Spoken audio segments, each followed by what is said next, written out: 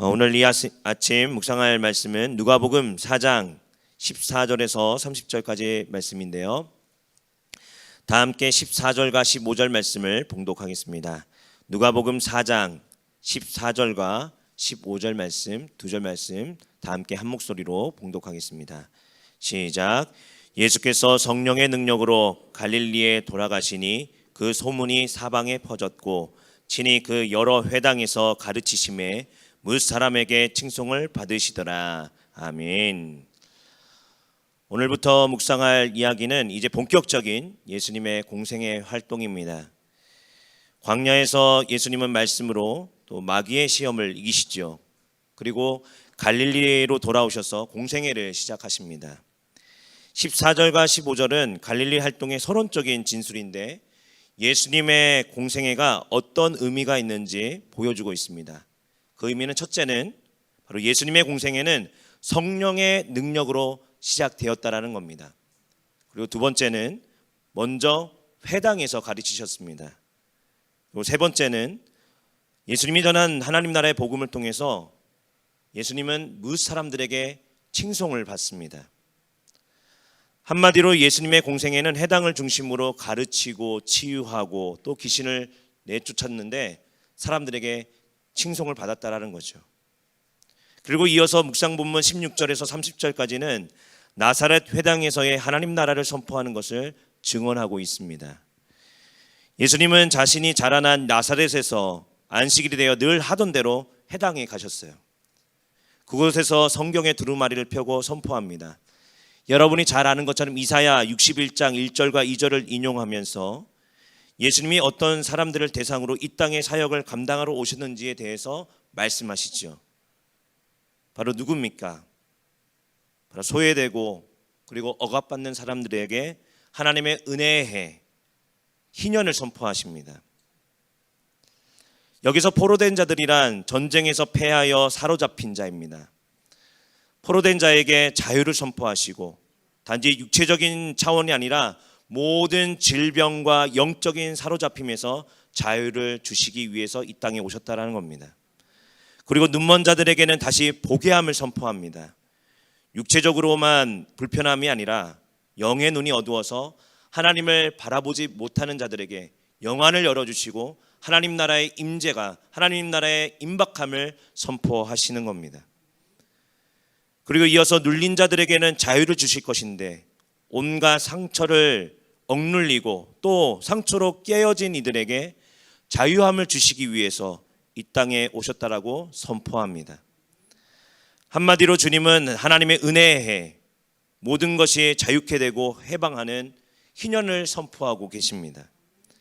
이사야의 예언을 선포한 주님은 21절에 보는 것처럼 이 모든 것이 오늘 지금 이 시간 당장 너희들 지금 듣는 말씀을 듣는 너희에게 너희 귀에 응하겠다라고 말씀하십니다. 여러분, 예수님은 우리를 모든 악한 상황을 벗어나서 하나님 나라의 완전한 통치를 가져오신 희년의 주인이신 줄로 믿습니다. 우리가 주님을 주라고 고백한다라는 건 상상할 수 없을 만큼의 큰 은혜를 누리고 그리고 새로운 변화에 들어갔다라는 겁니다. 왜 그렇습니까? 주님은 성령을 수여받은 자로서 새로운 생명의 길로 우리 모두를 초대하시는 하나님의 아들이시기에 그렇습니다. 자, 이렇게 예수님의 가르침에 대해서 사람들은 놀라운 반응을 보이는데 경탄했습니다. 그런데 그들 중에는 저 예수가 요셉의 아들이 아니냐. 그렇죠. 요셉의 아들이긴 맞습니다. 육신의 차원에서는 요셉의 아들이죠. 하지만 그들은 영적인 눈이 어두워서 아직 하나님의 아들이라는 것을 바라보지 못하고 있습니다. 예수님은 성령의 능력으로 사람들에게 근본적인 변화, 구원을 선포하러 오셨는데 회당에 있던 사람들은 너의 가르침은 놀랍지만 너는 요셉의 아들이 아니냐라고 깎아내리는 겁니다. 이런 사람들에게 23절에 주님은 뭐라고 하십니까? 의사야 너 자신을 고치리라 하는 속담을 인용하면서 내게 말하기를 우리가 들은 바 가버나움에서 행한 일을 내 고향 여기서도 행하라 라고 말씀하십니다. 그들이 지금 당장 비꼬지만 앞으로 주님이 선포할 말씀이 실제가 된다라는 겁니다. 이런 상황을 선지자가 고향에서 환영받는 자가 없다라는 말씀으로 한마디로 정리하시지요. 여러분, 말씀이 선포될 때 잘 듣는 사람이 있는가 하면 가르쳐도 듣지 않는 사람, 아니 듣지 못하는 사람들이 있습니다. 여러분, 의문을 품는 건 나쁜 건 아닙니다. 하지만 주님이 선포하고 가르치고 치유하는 하나님 나라의 통치는 임박했기 때문에, 아니 지금 당장 주님을 통해서 이미 임했기 때문에 주의 말씀이 선포되면 그 말씀에 순종해야 되는 것입니다. 그래서 주님은 의문을 품으며 듣지 않는 사람들을 책망하시는 거죠. 그리고 하나님의 은혜가 유대인을 떠나서 이방인에게로 다시 더 넓혀서 갈 것이다 라고 이야기하십니다.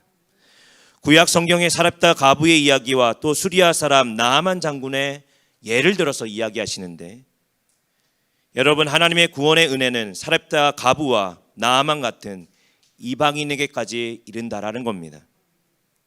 그런데 이방인들에게 구원이 임하도록 일한 두 선지자, 구약의 두 선지자가 있죠. 누굽니까? 엘리야와 엘리사입니다. 여러분, 엘리야와 엘리사는 어떤 선지자입니까? 선지자 중에 선지자 아닙니까?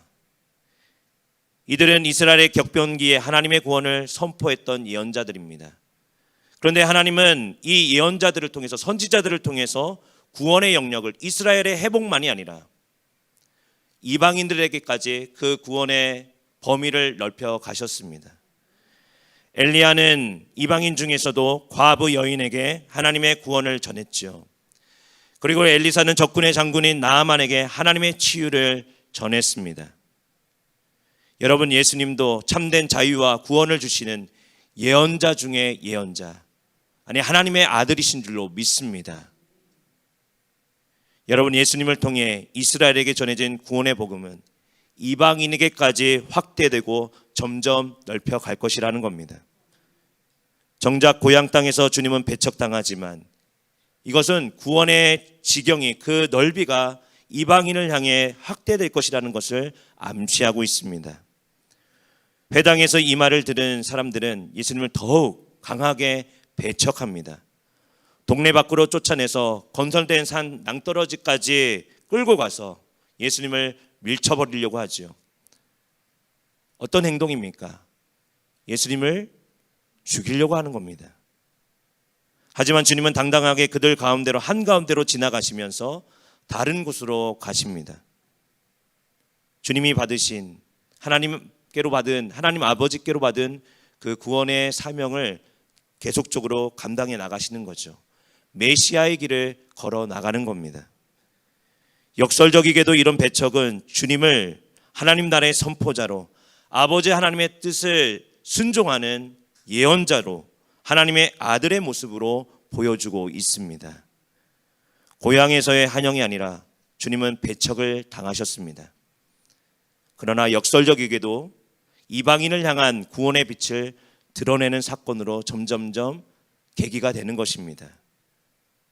사랑하는 성도 여러분, 예수님은 어떤 상황과 여건 속에서도 묵묵히 하나님 아버지의 뜻을 선포하고 그 길을 간 것처럼 오늘 하루 우리 모두도 참 자유를 주신 예수님을 따라서 오늘 하루 구원의 길을, 그리고 그 사명을, 복음 전파의 사명을 묵묵히 담당하는, 담대히 전하는 저와 여러분 되시기를 주의 이름으로 축원합니다. 기도하겠습니다.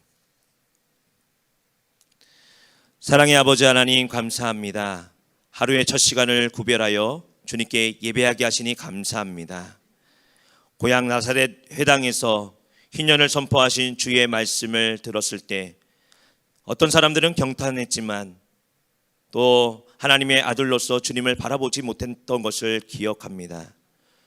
주님, 믿음의 눈을 저희들에게 열어주셔서 예수님은 구원을 가져다 주시는 참 구원자이심을 바르게 바라볼 수 있는 영안과 영적인 귀를 허락하여 주시옵소서.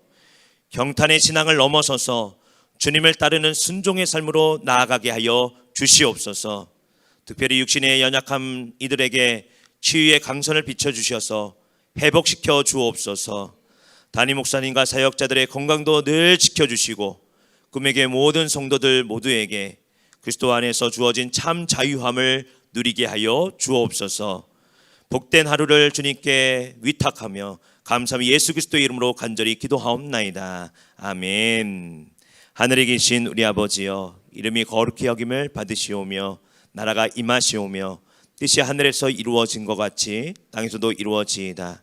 오늘 우리에게 일용할 양식을 주시옵고 우리가 우리에게 죄 지은 자를 사하여 준 것 같이 우리 죄를 사하여 주시옵고 우리를 시험에 들게 하지 마시옵고 다만 악에서 구하시옵소서. 나라와 권세와 영광이 아버지께 영원히 있사옵나이다. 아멘. 이제 주신 말씀 의지하며 주여 한번 부르짖으며 다 함께 각자의 자리에서 기도하도록 하겠습니다. 주여.